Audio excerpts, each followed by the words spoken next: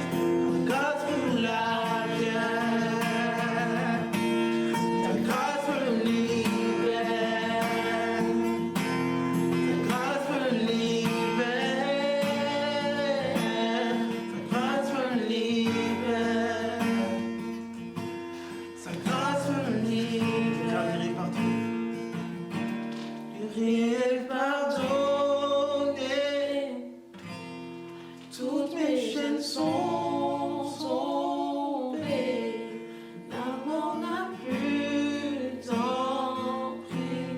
Ta grâce me la pierre, ta grâce me libère,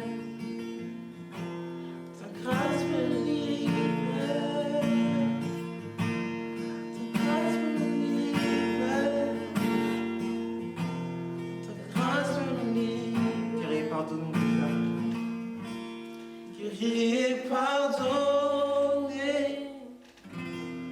toutes mes chaînes sont tombées, la mort n'a plus d'emprise. Grâce pour la pierre, ta grâce me libère, ta grâce me libère.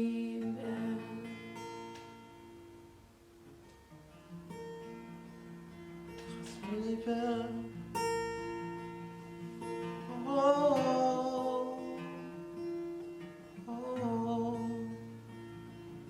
oh, oh.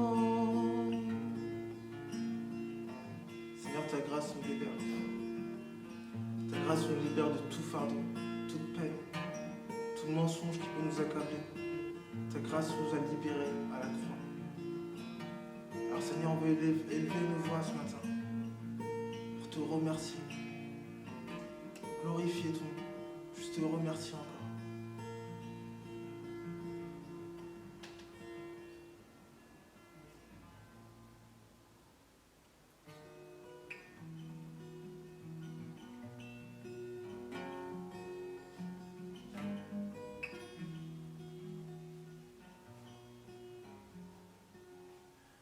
Je viens vers toi dans le secret, en ta présence, je veux rester. Tu es, tu seras toujours là.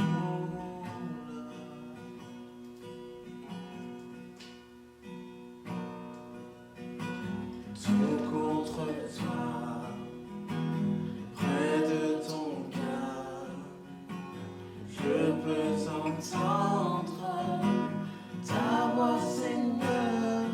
Tu es, tu seras toujours là.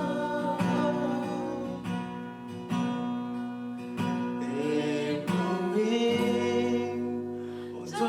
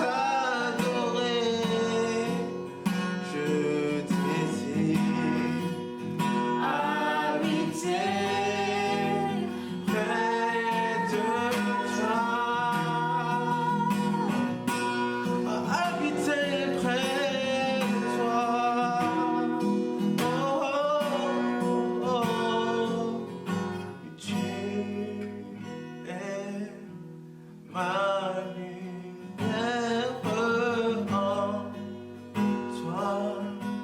J'ai un Père heureux, sois ma prière.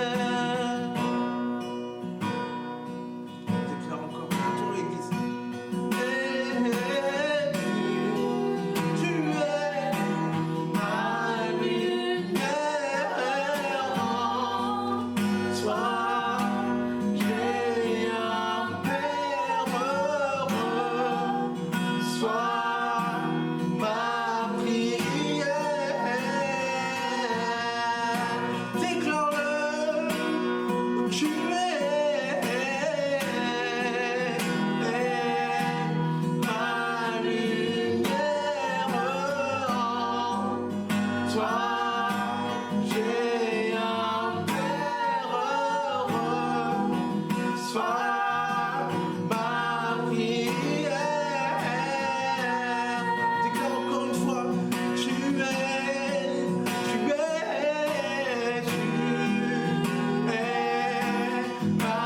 lumière en toi. J'ai un Père heureux, sois ma prière.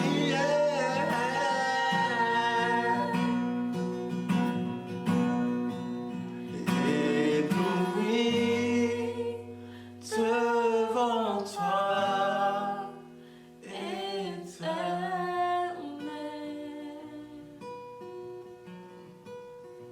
Ébahi par l'amour de ton ciel,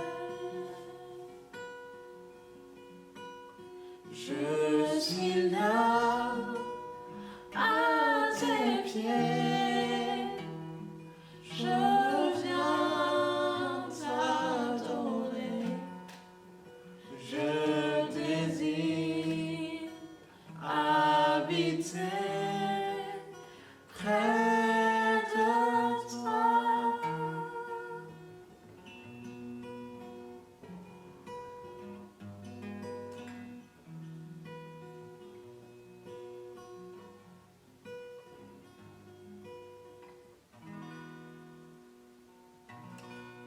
Bonjour à tous, nous arrivons maintenant au moment de la Sainte Seine. Mais avant de prendre la Sainte Seine, je vous invite à prendre vos Bibles. Nous allons lire Romains 6, le verset 23. La Bible nous dit « Car le salaire du péché, c'est la mort, mais le don gratuit de Dieu, c'est la vie éternelle en Jésus-Christ notre Seigneur. » Vous voyez, la Sainte Seine nous rappelle la justice de Dieu. Nous, les êtres humains, nous sommes arrivés à cette conclusion que nous ne pouvons pas vivre sans justice. C'est pourquoi nous avons établi des lois et que nous avons nommé des juges pour nous condamner lorsque nous ne respectons pas ces lois. Mais nous devons comprendre que, Dieu également a une justice. Et là où la justice des hommes est imparfaite, parce que l'homme de nature est imparfait, la justice de Dieu, elle, est parfaite, parce que Dieu, lui, il est parfait. Dieu, lui, il est saint. Dieu, lui, il est sans péché. C'est pourquoi Dieu nous dira que le salaire du péché, c'est la mort. Le salaire du péché, c'est tout simplement d'être séparé de Dieu pour l'éternité. Le salaire du péché, c'est de vivre pour toujours loin de Dieu. Et comme tous nous avons péché, il n'y en a pas un seul qui n'a pas péché. Tous nous avons péché. Tous nous sommes condamnés à la mort éternelle. Mais vous voyez, dans son amour envers nous, Dieu ne nous a pas laissés abandonnés à cette condamnation. Mais Dieu, dans sa justice, il nous a envoyé le Seigneur Jésus-Christ, qui s'est fait lui-même victime expiatoire de nos péchés, qui lui-même, vous voyez, est allé à la croix et a payé le prix de notre péché. Il Il nous a rachetés, il a pardonné nos péchés et bien maintenant nous sommes sauvés. Il nous a réconciliés avec Dieu le Père et maintenant nous avons la possibilité, si nous acceptons le Seigneur Jésus-Christ dans notre vie en tant que Seigneur et Sauveur, nous avons la possibilité de vivre pour l'éternité avec Dieu le Père. Et c'est de ça dont nous voulons nous souvenir lorsque nous prenons la Sainte Seine. Nous voulons nous souvenir que certes, le salaire du péché, c'est la mort, mais que le don gratuit de Dieu, c'est la vie éternelle en Jésus-Christ, qui est allé à la croix et qui a pourvu à toutes choses pour que nous puissions être avec Dieu. Prions. Père éternel, merci parce que tu es bon. Merci parce que tu es merveilleux. Merci Seigneur mon Dieu parce que tu ne nous as pas laissés, tu ne nous as pas abandonnés dans notre condamnation, Seigneur mon Dieu. Mais Seigneur, tu nous as envoyé Jésus-Christ. Seigneur, lui-même a payé le prix, lui-même nous a rachetés. Aujourd'hui, nous savons que nous pouvons passer l'éternité avec toi. Non pas parce que nous sommes meilleurs que les autres, non pas parce que nous faisons de bonnes œuvres, mais parce que nous sommes justifiés en Jésus-Christ. Alors nous voulons te dire merci et nous ne voulons pas nous souvenir de toi comme simplement une habitude, mais nous voulons vraiment réaliser pleinement ce que tu as accompli à la croix. Que ton nom soit glorifié. Amen. Prenons le repas du Seigneur ensemble.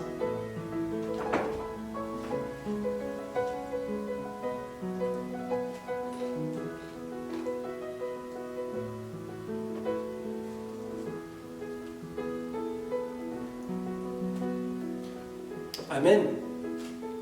Alors, nous allons maintenant passer à une courte vidéo qui va vous expliquer comment contribuer à l'avancement de l'œuvre de Dieu. Et ensuite, après ça, nous passerons à la prédication. Que Dieu vous bénisse. Bonjour, voici une courte vidéo pour expliquer comment faire un don aux églises sources de vie. Le lien de ce site est en description. Tout d'abord, indiquez le montant de votre choix. Ensuite, cochez la première case pour nous indiquer si cela est une dîme, une offrande ou un don. Cliquez suivant. Afin de recevoir une confirmation de votre paiement, il est nécessaire de renseigner vos coordonnées et ils vous permettront de vous identifier et de vous adresser les reçus fiscaux.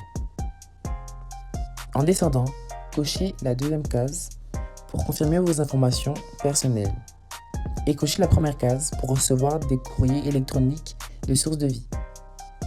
Ensuite, cliquez sur Suivant. Choisissez votre mode de paiement. Par carte, indiquez vos coordonnées bancaires ou par prélèvement automatique. À la fin de cette étape, appuyez sur Faire un don.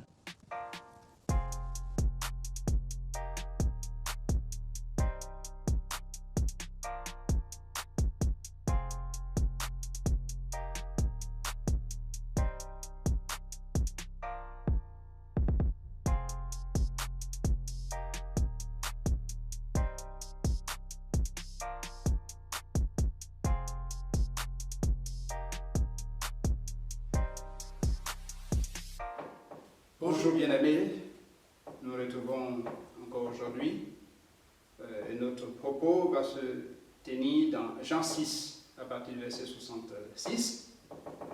Voilà le thème que nous aborderons aujourd'hui, c'est celui du Seigneur, à qui irons-nous? Et nous allons lire.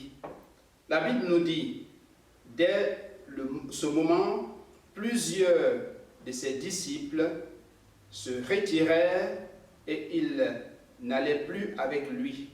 Jésus donc dit aux apôtres, « Et vous, ne voulez-vous pas aussi aller ?» Simon-Pierre lui répondit, « Seigneur, à qui irions-nous? Tu as les paroles de la vie éternelle. Et nous avons cru et nous avons connu que tu es le Christ, le Saint de Dieu. » Jésus leur répondit, « N'est-ce pas moi qui vous ai choisi, vous les 12, et l'un de vous est un démon ?» Il parlait de Judas Iscariote, fils de Simon, car c'était lui qui devait le livrer, lui, l'un des 12. voilà la parole qui nous est dite. Elle ici, elle met l'emphase sur des choses très importantes pour lesquelles Simon insiste. Et Jésus aussi persiste auprès d'eux pour qu'ils puissent faire des choix et avoir des aveux qui viennent d'eux afin de continuer leur marche avec lui. Mais les choses qui sont très importantes quand nous savons dans notre société qu'on dit effectivement qu'il faut impacter sa génération, impacter le pays où nous sommes, poser une marque, nous le voyons dans les slogans publicitaires, dans tout ce qui est dit dans les médias et qui doit pousser à faire connaître, à faire identifier, à poser des marques sur le plan sociétal et à impacter la conscience, le subconscient des gens afin qu'ils traînent et qu'ils puissent acheter des produits ou qu'ils puissent suivre une marque. Mais nous voyons ici que nous allons faire des déclinaisons par rapport à tout ça. Nous ferons une introduction, nous parlerons de l'impact spirituel de la méthode de Jésus-Christ. Après, effectivement, à qui aller, le choix des disciples, et nous ferons la conclusion. Sachant que les choses sont très importantes, comme je l'ai dit, il faut que la marque Jésus-Christ, l'impact de la méthode spirituelle ou surnaturelle de Jésus-Christ soit celle qui soit adoptée et qui, effectivement, Jésus-Christ est venu, Dieu l'a envoyé pour que cette marque-là, cet impact-là se fasse dans les cœurs, dans les pensées, dans les subconscients des gens et que nous puissions nous attacher à Christ. Et nous devons le faire en centrant Christ dans nos vies, en étant complètement à Christ. C'est cela, ce témoignage, c'est surtout la décision que Jésus voulait que les disciples prennent par rapport au monde, puisque le Seigneur, avec ce qu'il abhorrait, avec ses enseignements et tout ce qu'il disait, cela va dans ce sens. Mais le livre, ici Jean nous dit qu'il faut qu'il y ait la révélation des Christ en Israël et la révélation des Christ dans le monde pour que la marque spirituelle authentique, crédible, qui est supérieure à celle des gens, Jean-Baptiste, supérieure à celle des démons, supérieure à celle des Romains, supérieure à celle de Sanhédrin, le gouvernement israélite qui était là, cette marque-là puisse s'imposer par l'autorité de Christ et de sa parole et tout ce qu'il va faire pour que cette marque-là, son nom, qu'il soit connu, soit celui du Dieu Fils, le Christ de Dieu ou encore le Saint de Dieu. Il faut que ce Saint de Dieu soit vraiment impactant dans la vie des gens et que pendant ces années de ministère, que cela soit complètement accepté. Mais ce qui se passe, c'est que nous devons comprendre que le process dans lequel ça va se faire, c'est la méthodologie, c'est que d'abord, il faut que les attributs de Christ, c'est-à-dire, il a toute connaissance, il parle de lui. La Bible nous dit dans Jean 10 à partir du verset 30 qu'il est l'identique du Père. Il faut que cela soit connu et que son identité soit connue et que les gens puissent s'attacher à cette identité et cela va se faire d'abord par les miracles. D'abord par les miracles, les guérisons. La guérison du fils de l'officier du roi dans Jean 4 à partir du verset 50. La guérison du paralytique à la piscine, Jean 5 à partir du verset 8. Et la multiplication des pains et du poisson dans Jean 6 à partir du verset 5. Ces éléments-là sont très importants pour pouvoir agir, pour pouvoir impacter, parce que la provision que les gens apportaient, ce n'était pas une provision céleste, mais une provision spirituelle. Jésus l'apporte pour pouvoir agir, impacter et véritablement permettre aux gens de pouvoir changer des façons de faire, changer leur vie. Cela va se faire aussi dans la pensée que Jésus avait de connaître les cœurs des gens, comme dans la parabole de Semeur. Il s'adresse à la fois aux Juifs, à tous les curieux, tous ceux qui venaient voir. Il s'adresse aussi aux disciples qu'il avait, aux apôtres qu'il avait choisis. Il parle à leur cœur. Donc, véritablement, cette marque et cet impact doit se faire par rapport à la disposition des cœurs, par rapport à la foi qu'ils ont, pour que véritablement ces choses se fassent et que Christ soit connu et Christ soit saisi. Il va passer aussi par l'enseignement. L'enseignement qui, à l'époque, des choses dont Jésus parlait, entraîne un scandale, scandalise, parce qu'il dit, c'est le Père qui attire vers lui. Et les gens doivent le faire volontairement sur la base de la foi. Et il dit aussi que Jésus-Christ est le salut. Jésus-Christ est l'auteur du salut. Cela scandalise encore. Et la volonté du Père, c'est que tous soient sauvés. Et aussi, il doit aller à la croix, son sang doit être versé pour le salut du monde entier et instaurer la scène. Et ce qui va encore plus scandaliser, c'est que quand il va parler de manger la chair et voir son sang, qui ne sont que des types de la réalité spirituelle dont il parlait. Et devant ces scandales, il va falloir faire un choix. Et le parterre qui est devant lui, les gens ne comprennent pas la profondeur. Or, pendant les 3 ans et des ministères, il faut que l'impact soit fort pour que les décisions spirituelles engageantes pour l'éternité de ces personnes soient prises. Ainsi, les gens diront, mais nous ne comprenons pas. Certains vont murmurer, certains vont chercher à partir. La preuve, c'est que à partir du verset 66, la Bible lui-même, il dit, mais d'autres disciples sont partis. Pourquoi vous les apôtres, vous êtes là? Choisissez. Parce qu'effectivement, il y a une incompréhension. Dans notre monde actuellement, la parole de Dieu est à portée de main. Nous l'entendons. Aujourd'hui, le Saint-Esprit révèle Christ au cœur. Mais il faut prendre des décisions. Et la Bible va nous dire que les choses les plus importantes actuellement, c'est Christ et notre éternité en Christ. Il faut que des décisions soient prises. Plusieurs ont fait des choix par le passé. Plusieurs sont en train de faire des choix actuellement qui engagent leur éternité, mais ce qui se passe, c'est des choix qui sont dirigés par les intérêts terrestres, pas par les intérêts célestes. C'est pour cela, Romains 14, à partir du verset 17, va nous dire, le royaume de Dieu, ce n'est pas le manger et le boire, ce ne sont pas les intérêts terrestres, c'est surtout la justice, la paix, la joie par le Saint-Esprit. Celui qui sert Christ de cette manière est agréable à Dieu et est approuvé des hommes. Et il faut que nous ne soyons pas là pour rechercher des intérêts terrestres.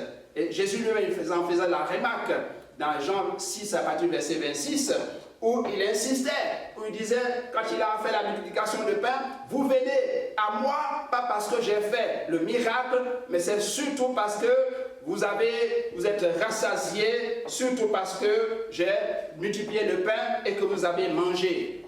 Aujourd'hui, plusieurs encore sont dans cette expectative où effectivement ils cherchent non seulement des intérêts terrestres, ils essaient à assouvir leurs intérêts malsains qui sont en eux. Beaucoup cherchent aujourd'hui par l'idolâtrie, je dirais encore, l'impudicité, l'impureté, la dissolution, la magie, des choses qui sont attachées à des puissances des ténèbres. Ils cherchent effectivement à chercher des solutions à leur vie et pensant que c'est l'éternité qui est en cela. Mais c'est l'éphéméride, c'est des choses terrestres qui les envoient dans la mort spirituelle. La Bible nous dit dans Galates 5, à partir du verset 16, qu'effectivement, ce ne sont pas des choses à rechercher. Il faut surtout, à partir du verset 22, rechercher le fruit de l'esprit, l'amour, la joie, la paix, la patience, la bonté, la bénignité, la fidélité, la douceur, la tempérance. Toutes ces choses-là nous permettent, nous aguerrissent, nous préparent, nous impactent suffisamment pour connaître le Dieu puissant et nous permettent d'accéder avec le Saint-Esprit à Jésus-Christ. Et encore plusieurs vont chercher dans les addictions la paix, dans les addictions aux drogues, les addictions à l'alcool, à l'ecstasy, au téléphone, aux sorties, aux films, à beaucoup d'autres choses.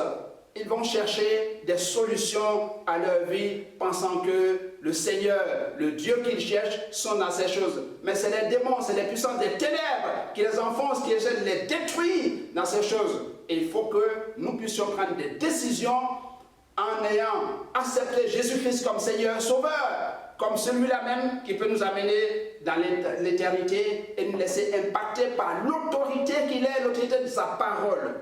Ainsi, Paul va nous persister et dire dans 1 Corinthiens 6, à partir du verset 12, que tout est permis, mais tout n'est pas utile. Tout est permis, mais je ne me laisserai pas asservir par quoi que ce soit. Donc, toutes ces choses nous asservissent. Même ceux qui chercheront l'amour de l'argent derrière l'argent ou l'amour de l'argent, il y a effectivement les puissances des ténèbres qui vous retiennent, qui font en sorte que rien, aucun intérêt ne tient, la soif que vous avez, c'est de satisfaire non seulement vos besoins du moment, besoins matériels et autres, mais pas le besoin d'aller dans l'éternité. Et la Bible nous dit dans 1 Timothée 6, à partir du verset 10, que l'argent est la racine de tous les maux. L'argent est la racine de tous les maux, et plusieurs se sont attachés et se sont égarés par rapport à la foi. Entre Jésus-Christ et l'amour de l'argent, il faut choisir.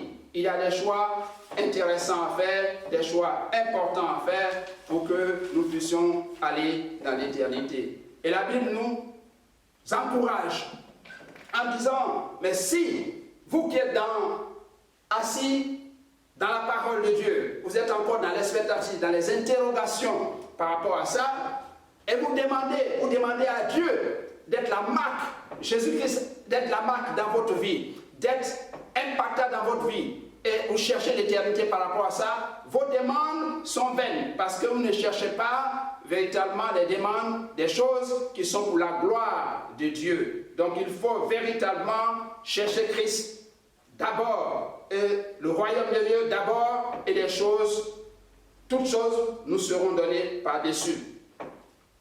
En voyant ces choses, la Bible nous permet de constater quelque chose de très important, c'est que Jésus-Christ lui-même, regardant Jérusalem, regardant tout le monde qu'il y avait devant lui, dans Luc 19 à partir du verset 41, il voyait un peuple incrédule, un peuple qui était non seulement sous la souffrance des Romains, mais cherchait un messie politique, un messie qui pouvait enrayer la domination des Romains, un messie qui pouvait trouver des solutions immédiates, des solutions pas pérennes à leur situation. Et il voyait le cœur brisé, le cœur en agonie, le cœur saignant par rapport à l'incrédulité, par rapport à toutes ces personnes qui sont perdues, qui ne cherchent pas à connaître Dieu et à chercher le salut qui vient de Dieu. Nous voyons que l'accomplissement des pleurs de Jésus-Christ va se concrétiser 70 ans après Jésus-Christ dans Luc 19 à partir du verset 43, où Jérusalem a été détruit avec beaucoup de morts. Ainsi, nous ne devons pas chercher ces choses.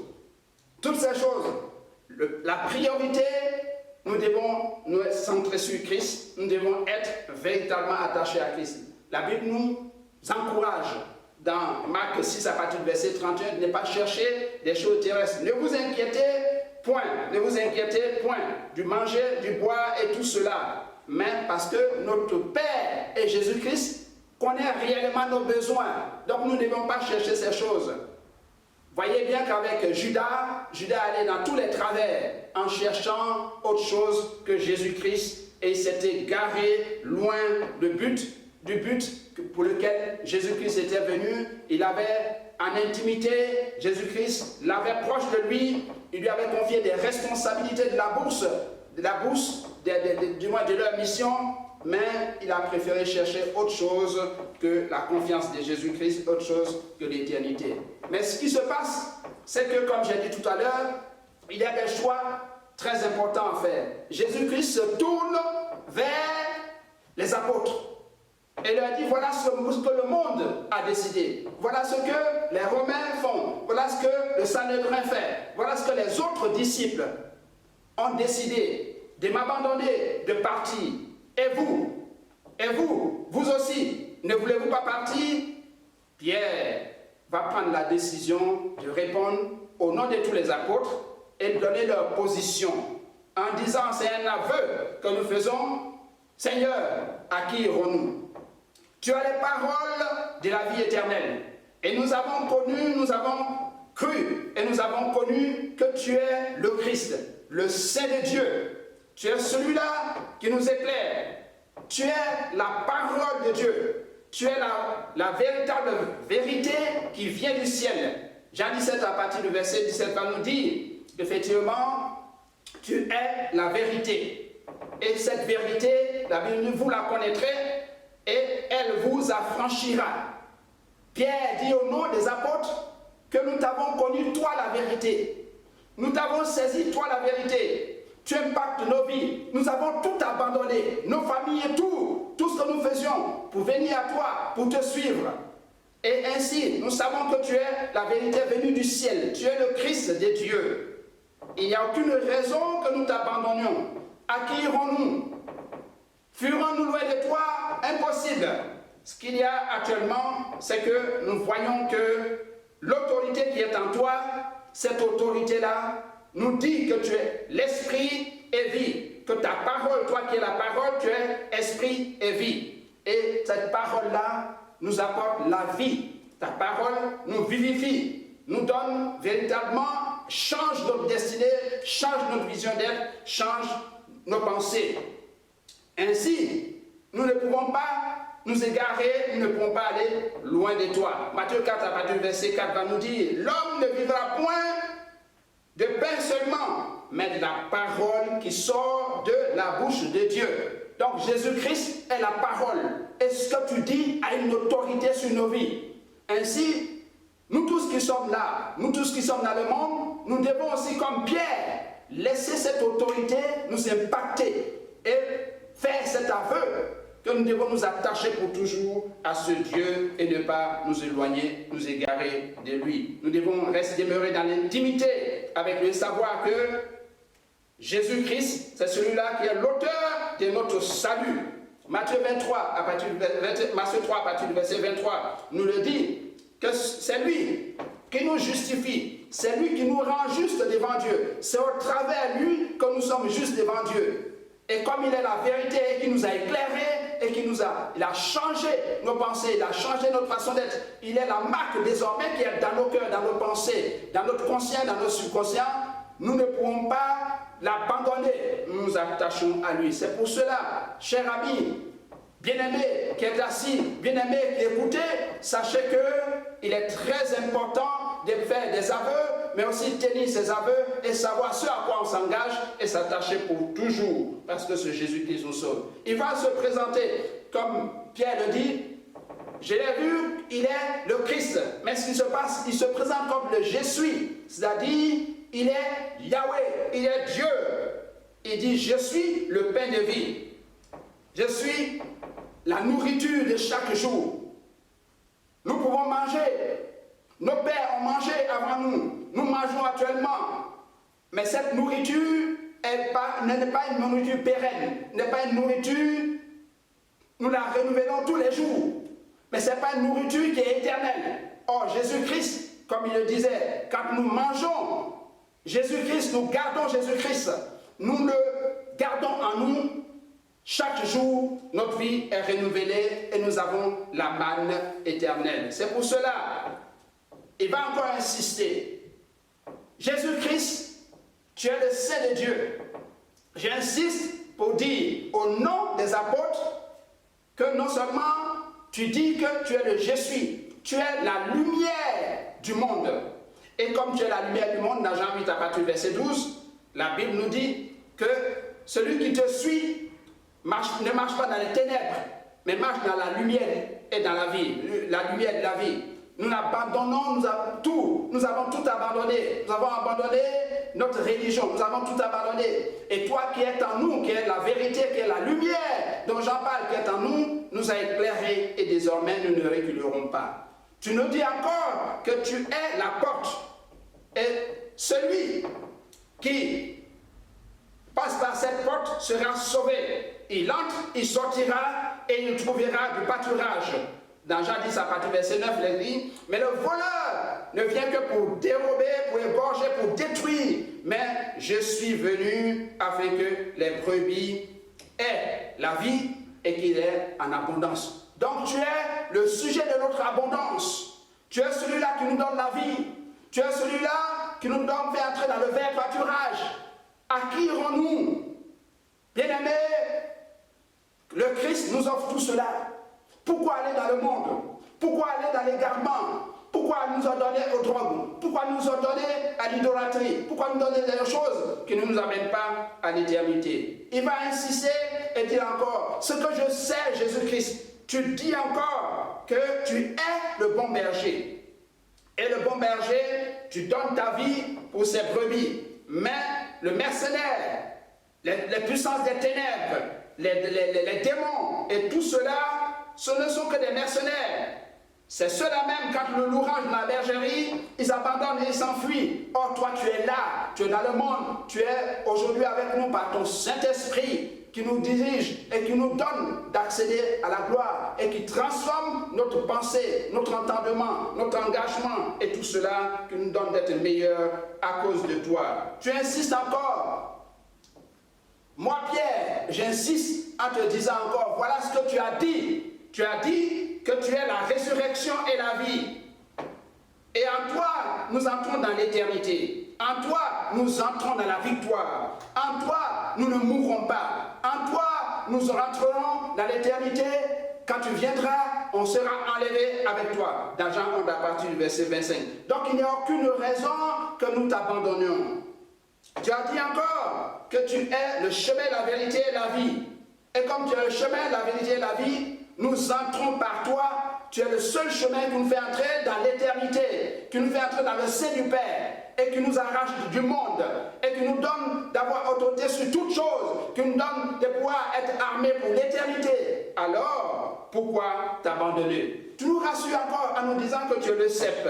Tu es le cep et nos pères est le vigneron. Nous qui sommes les serments, nous sommes attachés à toi.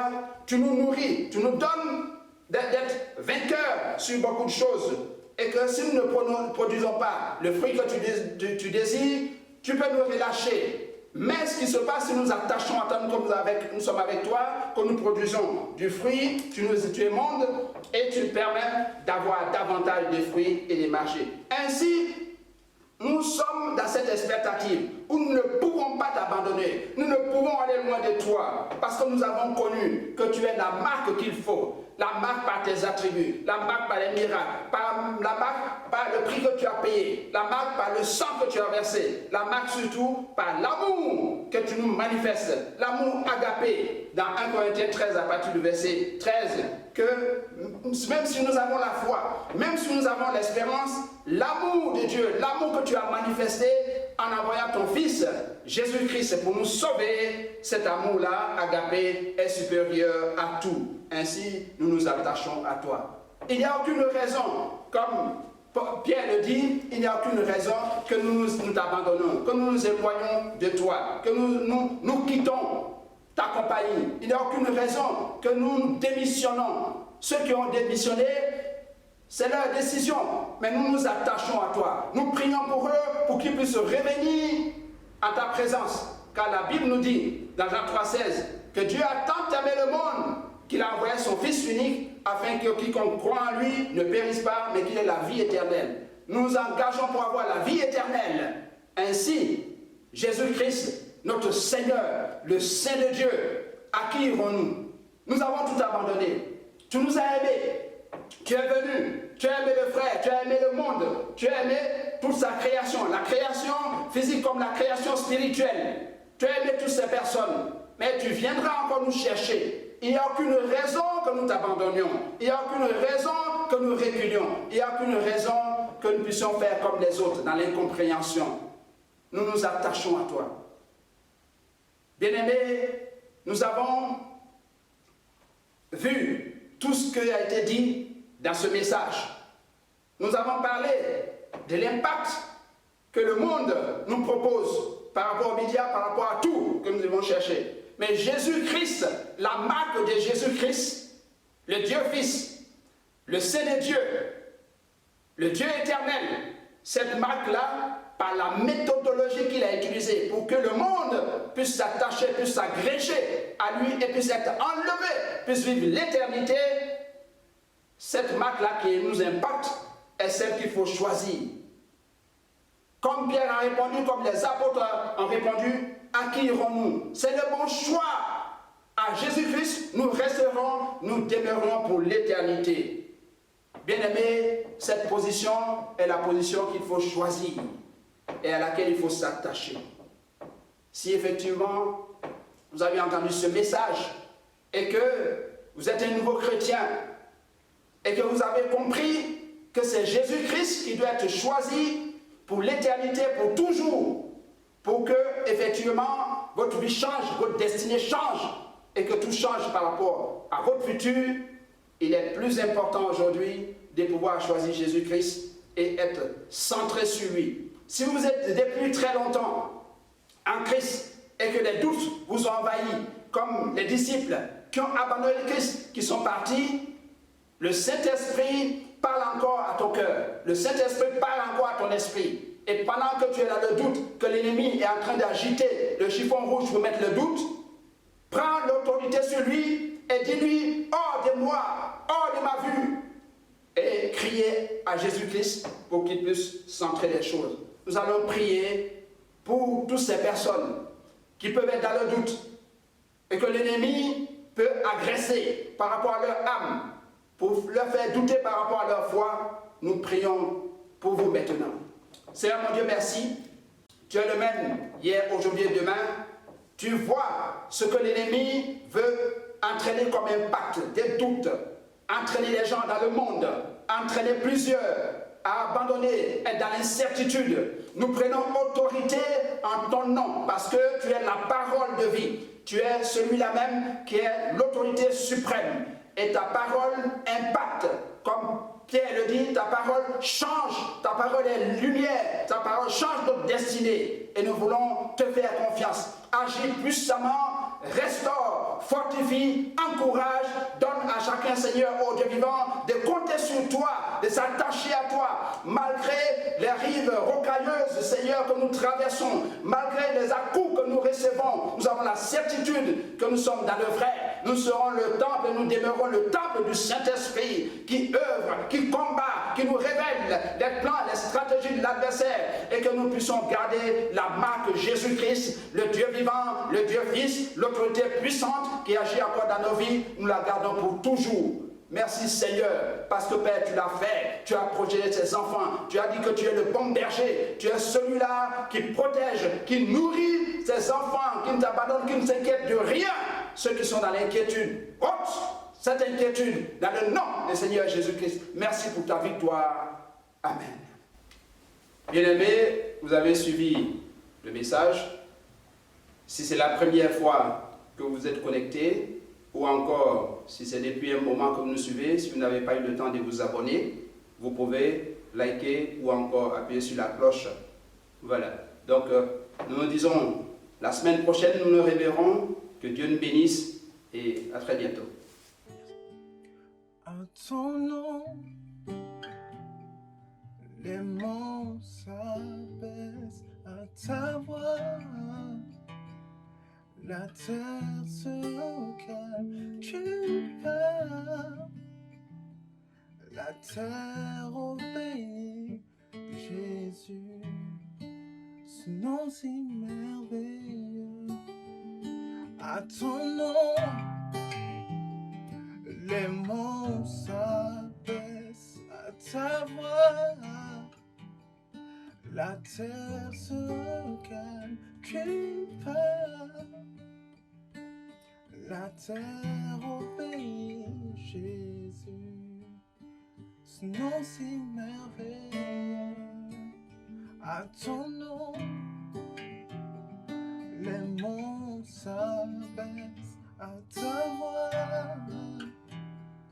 La terre se calme, tu vas, la mer au pays, Jésus, ce nom si merveilleux,